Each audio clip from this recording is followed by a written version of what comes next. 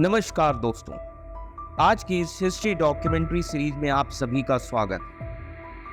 आज के इस एपिसोड में हम बात करने वाले हैं शंबाला की। अभी हाल ही में एक मूवी रिलीज हुई जिसमें शंबाला को दर्शाया गया और मूवी का नाम है कल्कि, जिसमें शंबाला राज्य को दर्शाया गया। तो अब ये शंबाला क्या है? तो शंबाला की कहानी कुछ ऐसी है कि विष्णु पुराण के अनुसार शंबाला भगवान विष्णु के अंतिम अवतार यानी कि कल्कि का जन्म स्थान होगा। हिंदू और बौद्ध ग्रंथों में शंबाला नाम का बहुत महत्व है। शंबाला मूल रूप से एक संस्कृत शब्द है जो शंभु से निकला है। अब शंभु का अर्थ क्या है?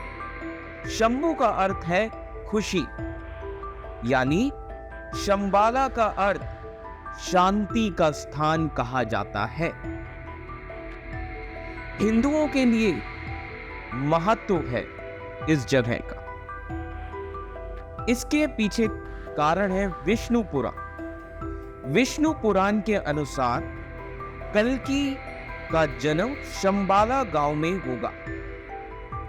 जैसा कि विष्णु पुराण में उल्लेख किया गया है, शंबाला वह भूमि है जो मानव जाति के भाग्य को धारण करती है। एक दिव्य राज जहां केवल भगवान की इच्छा शासन करती है। अब लेजेंड्स के अनुसार केवल शुद्ध हृदय वाले लोग ही शंबाला की खोज करने के लिए नियत है, जो जीवन का एक आदर्श अवतार है, जहां कोई बीमारी या मटीरियलिज्म नहीं है। इसमें जीवन के फव्वारे से प्राप्त अमरता का एक प्रकटीकरण मौजूद है। अब कहा जाता है भगवान कल्कि 8 अलौकिक क्षमताओं से संपन्न होंगे और अपनी शक्ति के माध्यम से वो दुनिया को सभी बुराइयों से मुक्त करें और पृथ्वी पर धार्मिकता को फिर से स्थापित करेंगे। कलयुग के अंत तक जीवित रहने वाले मनुष्यों का मन जागृत हो जाएगा। वे भविष्य के मनुष्यों के बीज होंगे जो सत्य युग में प्रचलित सभी गुणों का पालन करेंगे। आखिरकार मनुष्य फिर से प्रबुद्ध होंगे और धार्मिकता, सत्य और आध्यात्मिक शिक्षा का एक और स्वर्ण युग समृद्ध होगा। अब बौद्ध धर्म में महत्व शंबाला का भी है। कैसे? आइए समझते हैं। शंबाला की कथा काल चक्र तंत्र में पाई जाती है, जो अनुत्तर योग तंत्रों के समूह का एक पाठ है बौद्ध धर्म में। ये पूर्ववर्ती विष्णु पुराण के रूपांतरण है।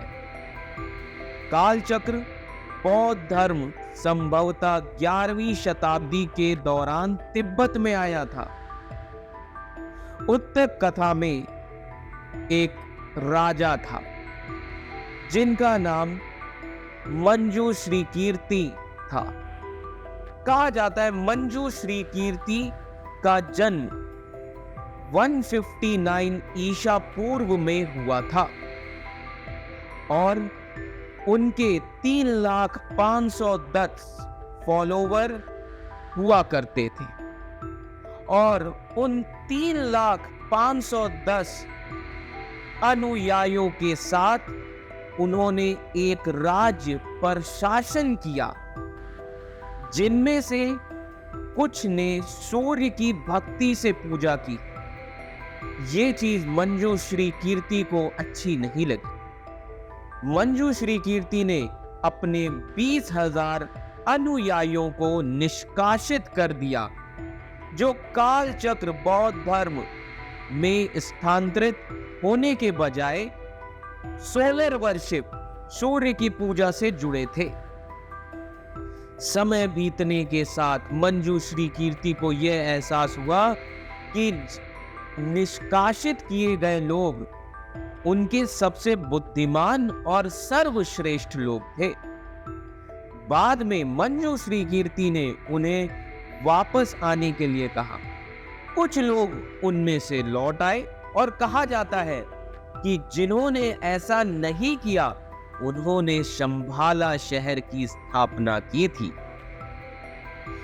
लौटने वालों का धर्म परिवर्तन करने की कोशिश करने के लिए मंजूश्री कीर्ति ने कालचक्र शिक्षाओं का व्यापक प्रचार शुरू किया।